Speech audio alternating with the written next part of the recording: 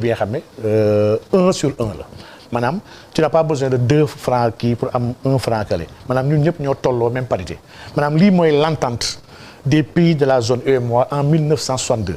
lii moo andi le traité de l'UMOA ñu bëri jàpp ni UMOA ak UEMOA benn la mais c'est pas la même chose UMOA c'est le traité monétaire ñu wax Union monétaire ouest-africaine moo leen signé en mai 1962 le traité de l'UEMOA mu ngi daw ba tey ñaar yi kenn fusionné wu ko bii moom la ñu signé le 11 janvier 1994 qui entreprend toute la dimension économique de notre union donc kon ñun suñu monnaie unique la ñu am suñu monnaie commune la ñu am suñu monnaie ñun CFA bi monnaie Sénégal la monnaie bi Sénégal moom mooy billet yi bépp cas bi ngay gis ci biir billet yi mooy billet yi xam ne Sénégal la ko moom suñu billet yi jaxasewuñu ko di dañu doon préparé dëkk bu bëgg a génn du def 6 mois pour ñu génn la parce que yaa yor déjà si fu bopp da ngay changer tour changer design kese donc tous les lettres A yi ngay gis ci biir billet CFA yi lettres yooyu Côte d'Ivoire moo ko moom B bi Bénin moo ko moom C Burkina moo ko moom le D appartient au Mali S Guinée-Bissau H Niger K Sénégal maanaam sooy xool monnaie bi kese di nga xam di ban dëkk ko moom maanaam banquiers yi ak économistes yi xam nañ loolu. le peuple moo xam loolu donc si biir monnaie bi. ah réew mu nekk am nga ci sa monnaie bopp sa monnaie propre. kenn jaxasewul jaxasewul monnaie yi ñoo ko bokk non bokkuñu ko kenn ku nekk chaque mois dañuy def balance yi parce que on a une banque centrale nationale agence de Dakar. Mali am ay agence am Niger kenn ku ne nga am banque centrale bi nga xam ne sa waa dëkk ñoo koy diriger par exemple banque centrale Sénégal fii agence de Dakar benn étranger du ko diriger Sénégal la ko moom Sénégal la koy diriger ñoom ñooy gérer toute la politique intérieure monétaire ñoo ko war a gérer siège bu nekk fële biir ville mooy bu gudd bi boobu la ñëpp war a représenter gouverneur bi il doit être ivoirien et le texte sax waxu ko mais comme Côte d'Ivoire moo gën a diis chaque fois gouverneur depuis Abdoulaye Fadiga c'est un ivoirien mais dëkk yi kenn ku ne da nga am sa monnaie bopp suñu ay réserve de change boolewuñu ko. donc concrètement si le Sénégal décide de créer sa propre monnaie. réforme boobu en moins de 9 mois on peut le piloter. 6 mois pour régler tout cela. Mais quels seraient les risques encourus parce que ñële li ñuy wax mooy le taux de fixité bi nga xamante ni le franc CFA moom la am parce que moo ko jëlee ci franc français. te franc français bi moo dugg ci euro bi. ak stabilité boobu ban réponse nga indi en tant que. koo xamante ni ñun dañoo xamul déjà problème paritaire xam nga ñun on dit que. même en matière d'innovation. Pour une entreprise qui n'innove pas est destinée à mourir day dee. et innovation boobu dafa am de la recherche à faire dedans de l'investissement à faire dedans du temps à consacrer dedans ak un risque parce que li ngay rechercher soo ko trouvé wul xaalis boobu dafay yàqu maanaam 4 yi mooy les déterminants de ce qu'on appelle l'innovation qui est le moteur de tout développement technologique et industriel. Recherche développement. Oui, R&D. Donc le risque est inhérent à toute activité humaine. maanaam ngay créer entreprise sax y a un risque de ne pas être rentable y a un risque de faillite mais quel est ce risque là warul tax l'entrepreneur mu ne man du ma investir parce que am na risque amul leen du am risque sur la question monétaire yaa ngi laal benn point bi nga xam ne ñi koy défendre yëpp moom moo tax ñoom ñu jàpp ne waruñu changer dañoo war a des ci CFA mooy que ñoom dañoo jàpp ni y a une parité fixe. moo tax ma laaj la y a une parité fixe bi nga xam ne vraiment qui nous décharge de tout travail maanaam dafa am benn tayal intellectuel bi nga xam ne suñu ay autorités moom la ñu am maanaam dañoo bëgg bàyyi le travail là le trésor France dañu ko defal toujours ñu toog muy dox et lii c'est pas viable et c'est pas sérieux may fàttali ne les régimes fixes aujourd'hui dans la littérature économique régime la yi nga xam ne ils sont dépassés pour l'exemple sur le continent africain nous sommes 54 pays bon 55 mais 54 pays parce que benn pays bi on le considère pas comme pays mooy RASD donc la République arabe sahraoui démocratique moo nekkatu Maroc donc république boobu ñu bëri reconnaître ñu indépendance donc on a 54 pays sur le continent sur les 54 pays il y en a que 17 qui ont une parité fixe à l'euro 17 ce sont les 14 pays des 2 zones francs mooy UMOA ak CEMAC ak Comores ak Djibouti avec le franc djiboutien ak Cap-Vert ñuy wax l'escudo 17 dëkk yi kese ñoo am un régime fixe par rapport à l'euro te 17 pays yi kenn avancé wu ci tous les autres pays du continent sont en régime flottant tout comme l'États-Unis régime flottant la am dollar bi tey day nekk 500 soo mu nekk 600 gannaaw soo mu wàcc 480 parce que dafay régler des problèmes de compétitivité par rapport à ses partenaires de régler ay problèmes économiques ak ay problèmes de balance am maanaam quand tu peux pas gérer ta balance dëkk bi nga xam ne tu as une balance commerciale strictement déficitaire avant ñuy judd une fois la balance Sénégal ma sa excédentaire en 60 ans une fois mais dëkk bi il est structurellement mal fait maanaam dëkk bi mënoo taxaw di xëcc li nga xam ne c'est dépassé pour mën a justifier un état de fait bi nga xam ne qui n'est basé sur rien donc aujourd'hui même la monnaie unique bu gars yi di wax CEDEAO africaine yëpp régime bu fortan nar a nekk. question wu defar xaalis damay fàttali gars yi ne defar xaalis nekk extraordinaire sur le continent africain 43 pays seen ay xaalis ñu koy defee dëkk tubaab bi maanaam c'est une forme d'externalisation de la fabrique monétaire ñii ñu defaree ci ñii ñu ngi defaree Angleterre ñu ngi defaree France am na ñuy defaree États-Unis donc defar xaalis dafa mel ni comme ma defar sama benn livre ni fa ma koy éditer dama France laa ko bëgg éditer imprimé kese la imprimé boobu on peut le faire nous-mêmes Maroc bii zone franc la bokkoon avant muy créer sa monnaie franc la bokkoon franc CFA la yoroon Maroc Mauritanie bii franc CFA la yoroon Tunisie franc CFA la yoroon Asie fële ñoom les colonies françaises là ñoom Vietnam ñëpp franc CFA la ñu amoon mais à un moment de levé ñoo taxaw ne on a besoin de notre liberté surtout ku mel ni Maroc nga xam ne dama ko jël en exemple Maroc ne man sama liberté bu ma bëgg a am yor franc CFA du ma ko may franc CFA déterminé par la France te man sama partenaire yi gën a bëri nekkatul France avant indépendance France moo nekkoon suñu partenaire commercial privilégié plus de 80% avec France la woon mais jamono bii nos États-Unis Inde Turquie Chine Russie on a des partenaires yoo xam ne qui n'utilisent pas l'euro donc jël suñu monnaie arrimé ko à l'euro c'est un suicide pour nous ñu dindi ko créer seen monnaie mu tudd le dirham ñu créer bërëb bu ñuy wax Dar es Sika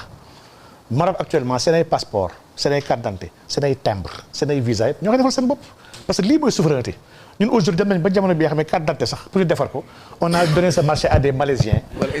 ñu jël tous les données personnelles des Sénégalais jox ko bitim réew ay brokers di ko joxante maanaam des courtiers de données di ko jaayante ci àdduna bi mais man je trouve les données du Sénégal aux États-Unis en Irlande et partout su ay données poubelle la maanaam ñëpp ko yor et lii un état li mu war a njëkk sàmm mooy sàmm sécurité territoriale. Donc pour vous la question monétaire est une question de souveraineté.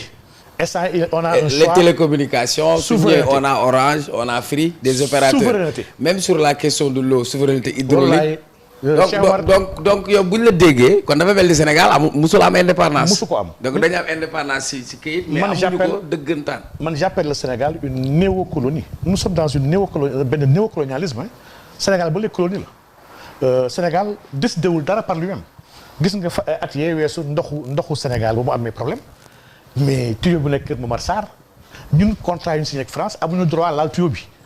yow doon xaar France parce que jamono boobu entreprise française ma yoroon contrat bi ñu andil ñu ay ñaari expert tubaab xale yoo xam ne dàqu ñu jàng ñu jógee France ñëw soog a laal tuyau bi ndox mën a amaat Sénégal mais di c'est insultant mais Cheikh Omar suñ la toppee ci sa bind ak ci sa taxawaay dafa mel ni même yow laa njëkk a dégg nga naan nous on a une république française du Sénégal mais on n'a pas une république du Sénégal parce que même ci li nga xam ne moom mooy suñu ay symbole sax des na xoolaat donc yaa ngi laal le cœur du problème xam nga le cœur du problème la souveraineté benn point la ci mais le cœur du problème c'est un problème lié à la refondation du Sénégal ndax l'état qu'on a hérité de la France est un état qui ne nous correspond pas ñun maanaam état bi ñu hérité ci France. qui correspond à nos valeurs sociétales est-ce qu'il à nos enjeux de développement. état France 1958 ñu wax la 5e république mu lañ jël pour tabaxee ko Sénégal donc ñun nag dafa am une incongruité que beaucoup de gens ne remarquent pas boo demee dëkk européen yëpp da ngay fekk ni dañuy bind France sur les documents officiels on écrit République française même sur les cartes d'identité passeport yëpp dañuy bind ci kaw République française def Marianne jigéen bi def bleu blanc rouge parce que une république elle est française d'accord nañ ko boo demee Italie da ngay gis ñu bind République italienne donc république dëkk yëpp république c'est normal dañu naan république nangam mais en Afrique coloniale doo fekk république sénégalaise suñu ay passeport du Sénégal république du Sénégal ngay gis dafa am histoire c'est comme le CFA aujourd'hui on dit communauté financière africaine dañ ko changé waaye c'était communauté française d'Afrique colonie française d'Afrique la woon mais on a fait on a bifurqué après les indépendances pour essayer de dalal gars yi pour gars yi bañ a nekk di xeex ay indépendance ñun indépendance bi gars yi ñoo jàpp ne sur le papier rek et loolu livre bi ngay wax noonu muy république privée du Sénégal andi naa ci ay discours Senghor ak Lamine Guèye xam ñoom ñoo taxaw wax ne indépendance baaxul si ñun discours entre 57 ba 1960 ñu ne indépendance baaxul Sénégal ñii la Sénégalais yi jël joxe indépendance ñu dirigé ñu après les indépendances ñoom ñooñu taxaw di wax naan indépendance baaxul en 60 ba Sénégal jël indépendance am Senghor dafa doon cumuler Senghor était en même temps ministre dans la République française République u Debré en même temps président de la République pendant 1 an bi ko laajee ne ko mais ndax fonction président de la République dëkk bi ak ministre ci biir gouvernement français ndax c'est pas incompatible mu ne non non c'est les mêmes intérêts lii c'est extraordinaire moo tax ma ne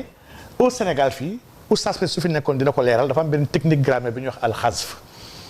xasaf mooy nga dindi benn mot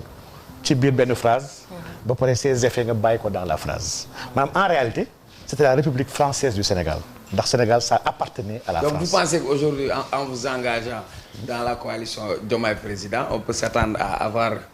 de la souveraineté. am beneen taxawaay boo xamante parce que c'est le moteur bu ñu gisee ñoom Guy Marius Sagna ñeneen ak ñeneen souveraineté monétaire boobu laay ñëw sax est-ce que da ngay préférer Sénégal am monnaie boppam propre monnaie wala bokk ci pays yi ñu wër ñu boole am benn monnaie unique ban moo gën. Voilà donc balaa may ñëw foofu damay épuiser déjà pour dire que le cœur même de la coalition Diomaye Président c'est de dire que nous voulons notre souveraineté parce que le 21e siècle un choix fatal s'impose à tous les pays du monde entre la servitude et la souveraineté soit da ngay moom sa bopp wala nga takk sa bopp jox sa bopp buub ne gars yi yor leen ma dañoo wax nag ñun dañoo doyal ci ñuy tënk di ñu moom dafa jot ñu moom suñu bopp bañ ñu benn dëkk nag parce que on nous présente comme des aventuriers comme des va-t-en-guerre des anti-français nous sommes pas anti-français nous sommes pas anti-américains ni anti-chinois nous sommes des Sénégalais et nous aimons ce Sénégal-là balaa ñuy bañ kenn dañoo bëgg suñu bopp et les intérêts du Sénégal doivent primer avant tout autre intérêt lii daal la ñu gëm ñun képp nag ku mën a ñëw liggéey ak ñun d'égal à égal nous sommes preneurs ndax nous sommes le pays de la teranga après tout pays teranga wax dëgg yàlla yaatu nañ ba ku ne xaj na si mais il n'est plus question de cette prédation organisée de ce sabotage bi nga xam ne lépp lu baax ñu koy jël taxañ ko jox ko tubaab bi après toog di yelwaan mais lii c'est basta quoi lii jeex na c'est fini donc lii mooy le cœur de notre préoccupation et cette souveraineté là elle doit être intégrale et entière elle doit être industrielle elle doit être commerciale elle doit être monétaire elle doit être basée sur un patriotisme et moi chaque fois quand je dis patriotisme dama ne un patriotisme n'est réel que suivant ces 3 facteurs un patriotisme d'État il faut que État bi patriote État su patriote dafay bëgg askanam day jiital intérêt réewam avant qui que ce soit il faut que mu am un patriotisme d'entreprise les entreprises sénégalaises il faut ñu patriote yéene seen waa réew bëgg sonn pour waa Sénégal mais tam il faut mu am un patriotisme citoyen il faut que askan bi patriote maanaam bëgg lépp li nga xam ne mooy seen made in Sénégal man jàpp naa ne vraiment ñetti facteurs yi bu ñu ko combiner on peut faire de très grandes choses et souveraineté boobu moo ñuy yóbbee ñu déterminer des cercles stratégique yi nga xam ne kenn amul droit moom ko Sénégal boo demee États-Unis y a des secteurs yi nga xam ne étranger mënu fa investir dama koy wax tantôt année bi passé rek avec la guerre des semi-conducteurs benn entreprise chinoise dafa bëggoon jënd benn entreprise américaine pour am ci ay participation le département américain dafa bañ ne tel secteur étranger mënu koo moom suñu biir dëkk dafa am des choses yoo xam ne c'est stratégique moo xam défense la moo xam beaucoup de choses yoo xam ne damay waxtaan ak suma ay xarit ma ne leen boo gisee ñu naan Maalo gisul raay bi c'est symbolique en fait parce que Lat Dior il avait compris que tubaab bi su defee raay bi sunu